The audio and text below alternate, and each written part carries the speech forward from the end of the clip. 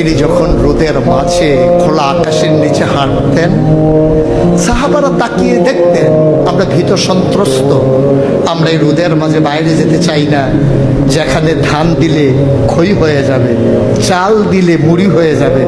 প্রচন্ড গরমের মাঝে তিনি হাঁটেন কেমনে? অবাক বিস্ময়ে উপরের দিকে তাকিয়ে দেখতেন নবী হেঁটে যায়, আর নবীর মাথার উপরে একটা মেঘের টুকরা ছায়া হয়ে হয়ে পাশে পাশে যায়।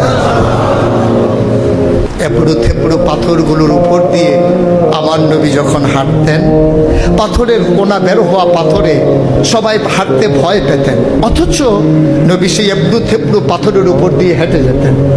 তারা চিন্তা করতেন নবীর কদমের নিচে এই শক্ত পাথর পড়লে উনি কি ব্যথা পান না?